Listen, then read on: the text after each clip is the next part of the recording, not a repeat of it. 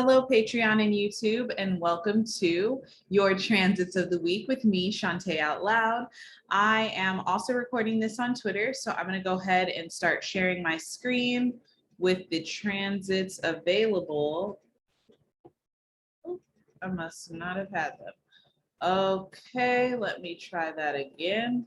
Share my screen. Here we go. All right, so let me actually do it now. Okay. Okay, so to start this week off, this is an interesting week because it's very mercurial. And I say this because a lot of the energy that we're going to be interfacing with is Gemini Mars. You know, you guys know Mars recently moved into Gemini as of yesterday, where it's going to stay for an extra long period of time. And we know that this week the sun will also be crossing over into the sign of Virgo. So we're also going to be dealing with that Virgo energy, which is mercurial. Now, the thing here to remember is we're dealing with two types of mercurial energy when we're talking about Gemini and Virgo. So there is a lot of potential aggravations that might come up as a result of this week, because the way that Mercury is being approached is really kind of, I mean, this is where the square comes in. It's going to be challenging, right? That's what squares do. On one hand, you know, Virgo and Gemini energy works really well together. Virgo picking up where Gemini maybe kind of slacks off or doesn't necessarily go the full force. Gemini energy kind of teaching Virgos how to let go of some of the the parameters with the way that they view things. So when we're looking at this week, and a week that is going to be kind of mercurial in fashion, we do see ourselves challenged with the information that we're going to be receiving and how we're going to implement it into our structures that as we move about our day-to-day and certainly throughout our lives.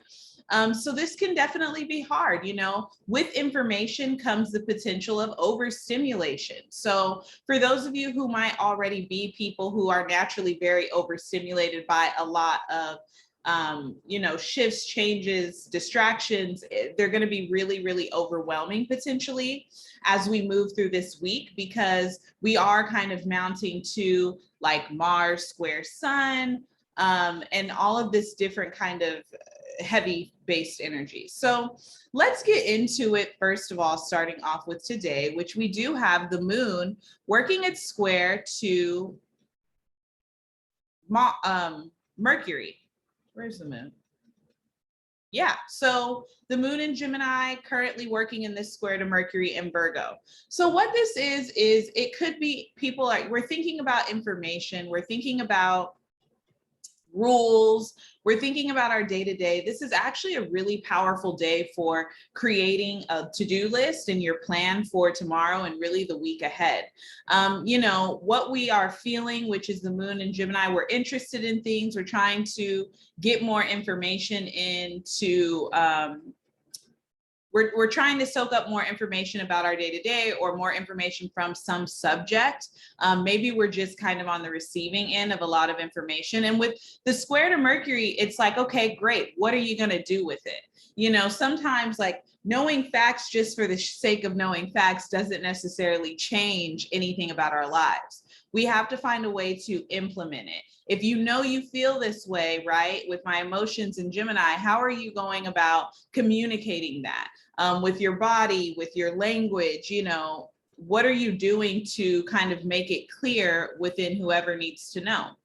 Now, later this evening, we will have the moon go into Cancer. This is going to be tonight. So I do think that many of us are going to be, expect some pretty interesting dreams to take place.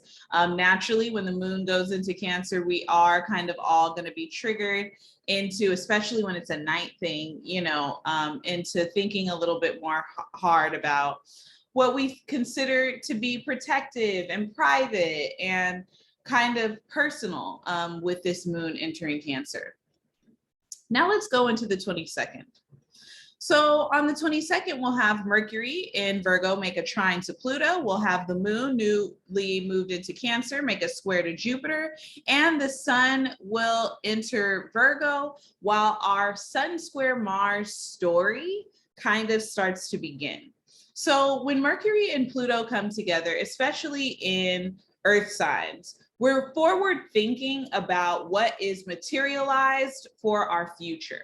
Mercury in Virgo wants us to get plans right. It wants us to create a to-do list of what we are seeking to accomplish. And the trine to Pluto makes us really hungry or seeking to go for it, especially with Pluto and Capricorn. Okay, so we want this thing. We need to go, from step 1 to step 8. How are we going to get there? It's a great day for ordering steps, certainly because Mercury in Virgo does represent kind of that harvesting thing. It is a good time to start planning what the rest of these next few months of the year are going to look like. And this is something that I think is really important. I'm going to talk about when we go, I will be making a post about the sun in Virgo and kind of what it means for this year. But certainly thinking forward, like, okay, based in what we're hearing about what's going on with food, right? How am I going to make plans for the rest of the year to make sure that me and my family are eating the right way and we're getting the nutrients and we're, saving the money where we can in order to be healthy and, able to perform the way we need to. Mercury trine Pluto is also very much like business oriented. Tomorrow, it's a great day to really handle what needs handling. If things, having to do with budget could be really powerful for some of us. If, you're like, okay, these are the things that I want to do over the course of the next 4 or 5 months of this year, like 4 months of this year, how am I going to do it? And what do I need? How much money am I going to need? What am I going to need to start budgeting into my day-to-day in order to ensure that I'm getting, everything that I need? Now, I think this is an important day also with Mercury trining Pluto here for something having to do, with major corporations in the US, certainly like maybe having to do with big business and money. Bailouts could come in, just thinking about how this energy might be lining up in the United States chart. So do expect, I do think there could be another recall. And this is something I mentioned about my Mercury retrograde when I did my Mercury retrograde talk last week, was like this information coming out about corporations having to do with like health in our bodies. So this could be bombshell information. Remember, Pluto makes things bigger, and Pluto can be kind of compulsive, compelling, and secretive. So finally, it's like when Mercury trines Pluto this way, we can also see that we're getting information that we hadn't been privy to previously finally show up on our doorstep, and we're like, oh, okay, got it. Now, this same day, the moon is going to be making a square to Jupiter. So this is moon in Cancer squaring Jupiter in Aries. This is a day where we are thinking a lot about how we're going to go from one place to the next. With Cancer or Jupiter, the moon in Cancer, again, we're thinking about our home. We're thinking about what makes us comfortable. We're thinking about what is going to keep us calm and safe. Well, when Jupiter is in Aries, we're thinking about what's going to put us on go, what is going to propel us to the next step. So this is a day where we might be encouraged to fight for how we feel. Certainly, even to a point of maybe self-centeredness for some of us. It could feel like we have maybe neglected ourselves or our own emotions in honor of other people. So this can bring a little bit of reactivity to the party. Now, on the other hand, when Jupiter and the moon come into a square, it can make it feel like our emotions are just going to get the better of us that day.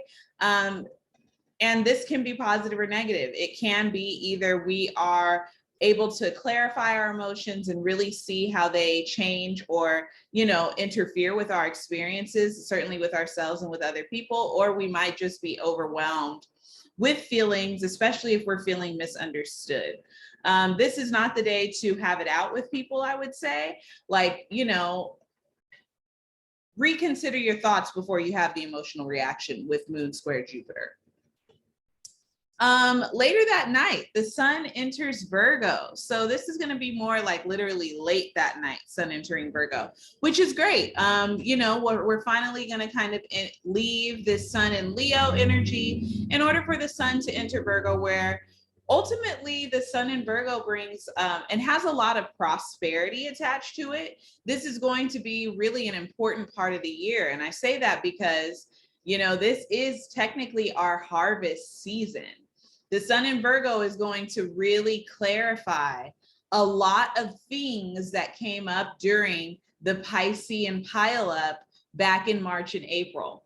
I, for one, am really interested in seeing where we're going to receive some clarity, certainly as we get more deep into, you know, Virgo season, but do expect for some things that were overlooked to be brought to the light during Virgo season. It is going to be, it's going to act as a little bit of a reckoning information wise. So just something to think about. This is also going to kind of mark the beginning of Sun square Mars. When the sun enters Virgo, obviously it's not going to be exact. That'll come later this week, which I'll discuss, but the sun squaring Mars will begin. So this is why I suggested making the to-do list today, as when the sun squares Mars, it can create that overstimulation or busybodiness between those two mercurial signs. So get ready for that. It also could be a little bit of an aggravation. You know, somebody thinks they know more than somebody else, but somebody else might be faster in how they go about it. You know, it's like Mercury and Virgo willing to do the research behind the facts that they know, where Mercury and Gemini kind of just ran into the fact, just talking to a guy at a party. And it's like, dude, what the fuck? I studied this, I know. And it's like, okay, you might still be wrong, even though you did the research, because it's like, actually, it maybe didn't take all that research to get that answer. So it's one of those things where it is definitely a battle of wits, right? Intellectually, one person feels like what they identify with is the truth, and they've taken the steps to earn that truth. And Mars and Gemini is like, yeah, okay, well, fuck that. I actually think it's this way. And I can prove potentially that it's this way too, right? Because two things can be true at once, which is an important factor when coming to terms with Gemini energy. So let's move into the 23rd now. So on the 23rd, we've got Venus in Leo finally making a trine to Chiron. This is more of an evening thing. The moon will go into an opposition with Pluto. So Tuesday's a little bit slow, not a whole bunch going on, but with Venus trine Chiron in Aries, this is the moment to be seen. I love I love Leo and Aries energy anyway. I have I have that energy pretty abundantly in my chart, but it is really an opportunity to recognize your own star power or have your star power recognized. Remember, Venus in Leo always wants to give praise. It wants to honor. It wants to recognize. It wants to be recognized, right? So when it comes into this trine with Chiron, it's like, hey, you are awesome. You do deserve to be recognized. You do know how to do the damn thing, you know? It really does give you a chance to feel inspired and honored. This is a good time for feeling yourself. There's a lot of changes that can happen here, even with regard to like how you manage money.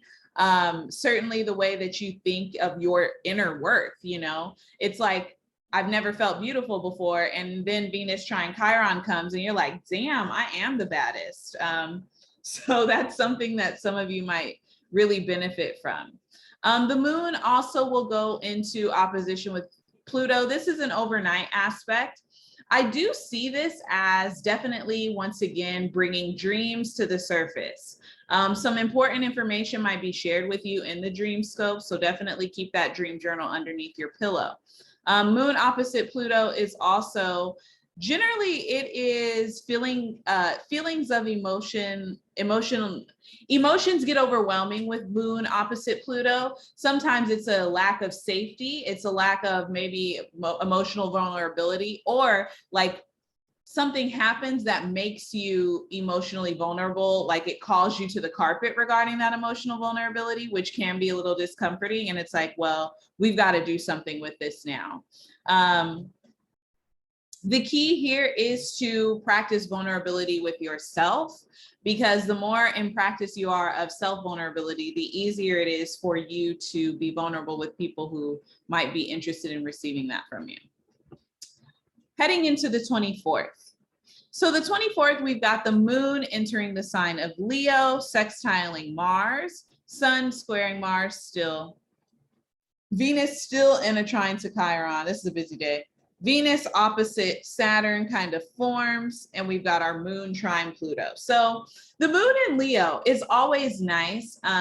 Yes, the sun will be in Virgo, but the moon in Leo makes some really decent aspects here. We start off, of course, with it moving into the sextile with Mars. This is that Gemini and the Leo energy I personally really love. These two signs play really well off of one another.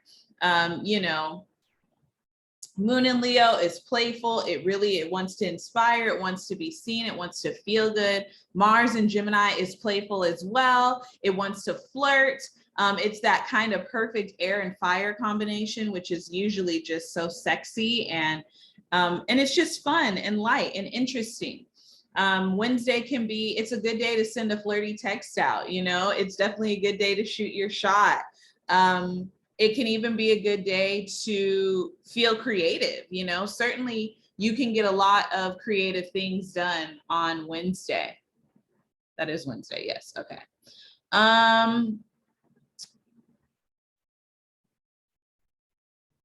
Moon trine Jupiter, which is another important aspect of this, is once again, it kind of reminds me a little bit about, or excuse me, a little of what happened last week when Venus trine Jupiter. It's more of that same energy, right?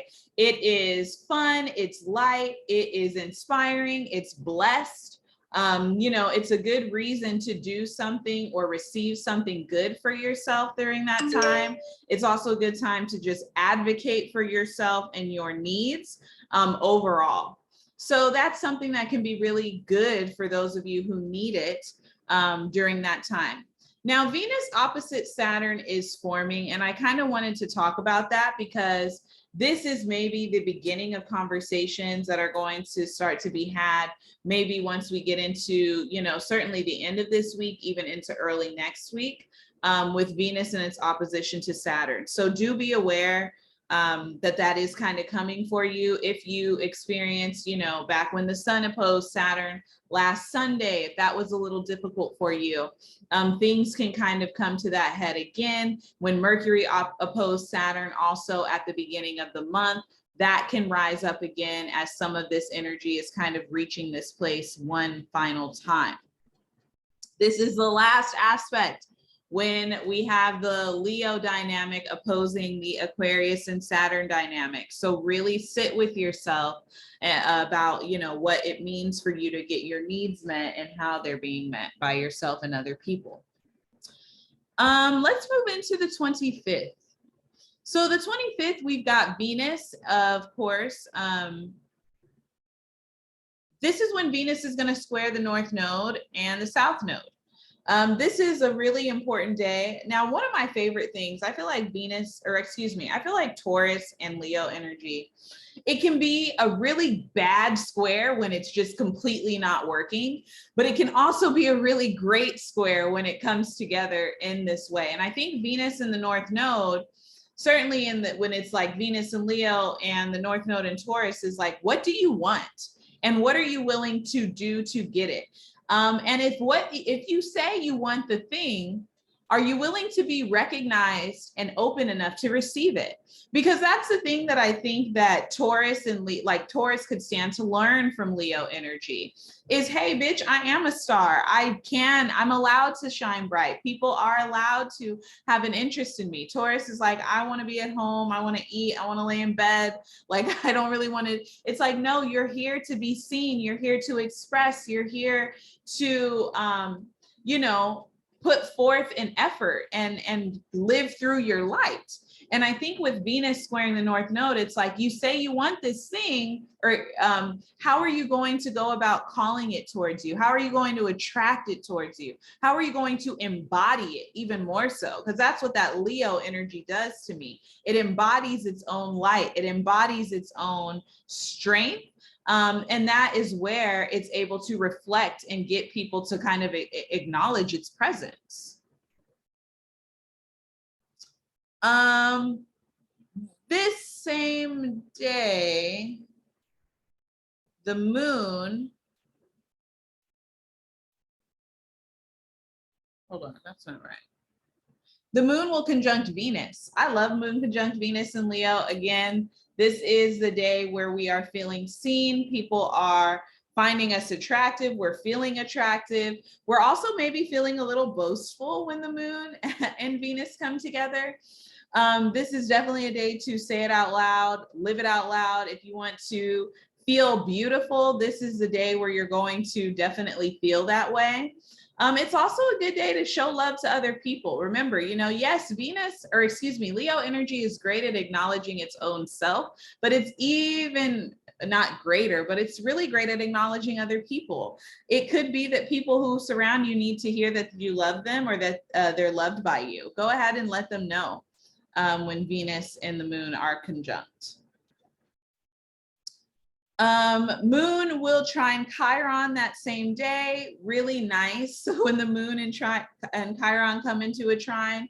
This is again an opportunity to really heal some wounds. It's first of all a chance to see and recognize your wounds.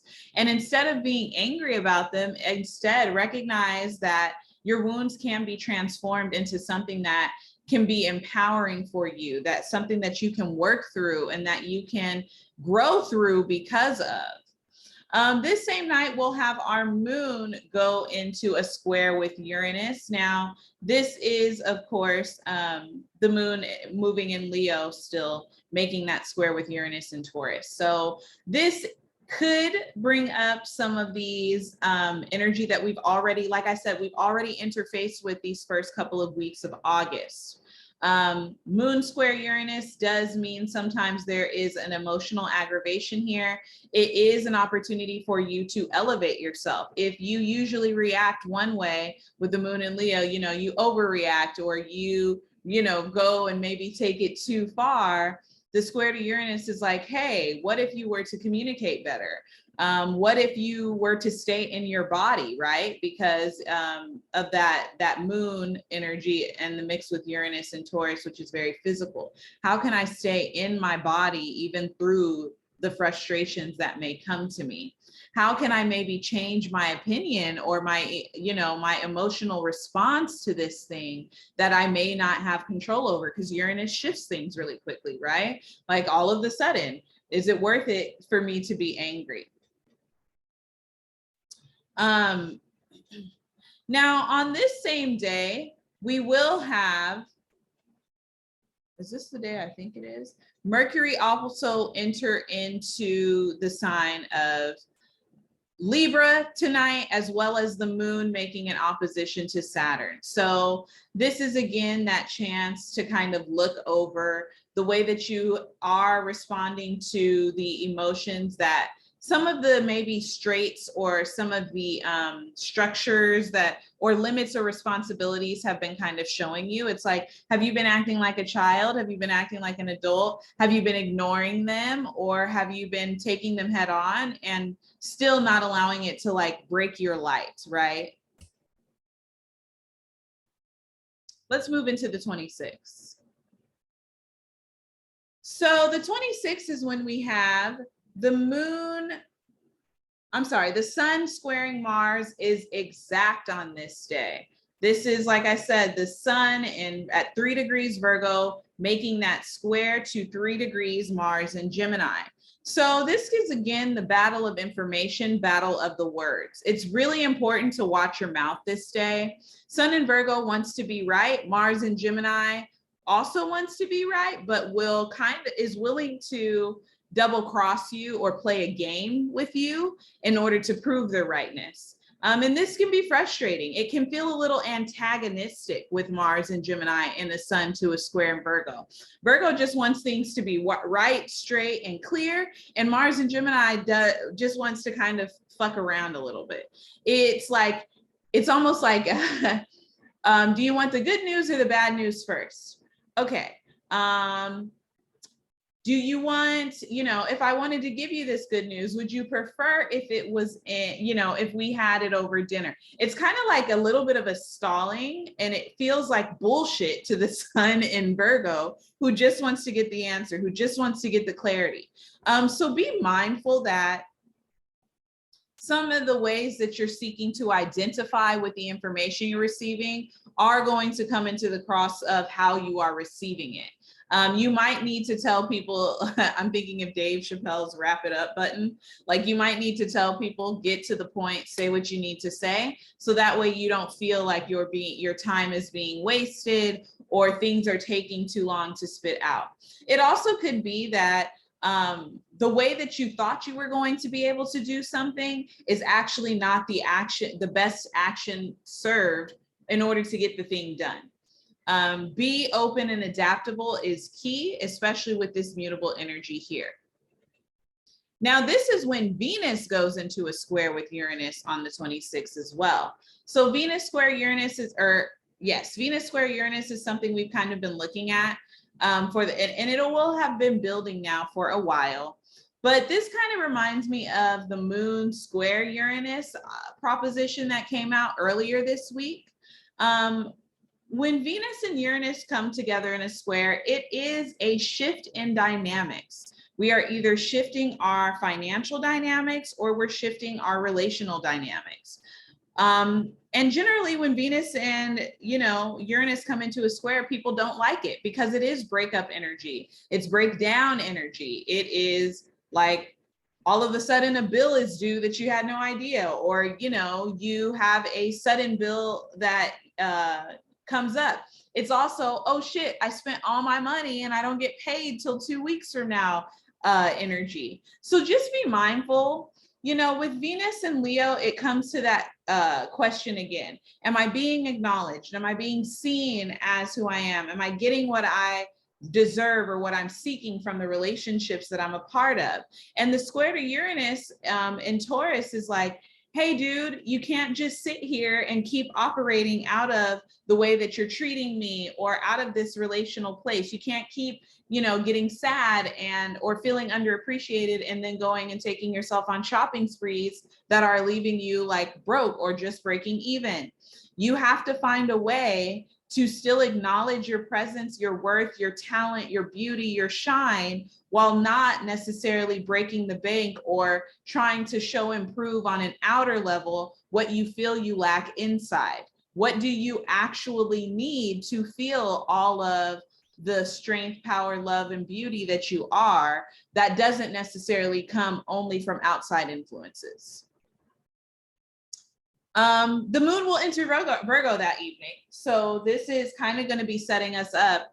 And it's a great question to kind of ask ourselves, with Venus square Uranus as we head into the beginning of what this new moon period is going to do. So let's head into the 27th, our final day. So the 27th, we have our new moon in Virgo, which really doesn't come with an abundance of aspects. I will be doing another talk on this later on this week, so I won't go too into it, but really the only new moon, we have sun trine moon, or sun conjunct moon, excuse me, and Venus opposite Saturn. Those are kind of our new aspects. We also, and of course the sun will be squaring Mars for this energy still as well. So this new moon in Virgo, it's really a perfect time for plotting and planning. Honestly, one of the best moons, especially, I honestly like it with the Venus opposite Saturn aspect that's showing up here too, because I see this as we're planning things and we're putting things in motion, but we also have a chance to get real, right? Virgo energy already wants to be really clear and honest and like factual about the way that they are taking steps to make things happen. Well, Venus opposite Saturn is like, you can't have the thing unless you do the work, right? it's great that you want, you know, to take the vacation in Italy for 3 or 4 months next year, or, you know, for even 3 weeks. But that means that you're going to need to save a certain amount of money per paycheck so you can get yourself there. And see how that implements and falls into your plan. It actually helps build a better plan. So there is a lot of opportunity for positive change with this new moon entering Virgo, and the Venus opposite Saturn exact. So those are your transits for the week of August 21st through August 27th, 2022. I thank you for being here. I thank you for watching if you're on YouTube or on Patreon. I hope that you guys have a fantastic and successful week. Like I said, I plan to be here twice, 2 other times talking about the sun in Virgo. Certainly talking about the new moon in Virgo. I haven't decided if I'm going to do Venus in Virgo video this week or if it'll come early next yet. But regardless, there will be some information on that. So thank you guys again for being here. I hope that, you know, you'll like, comment, and subscribe on this video. I hope that you'll listen. I hope that you will follow me to keep up with what I got going on. And I will talk to you guys soon. Bye-bye.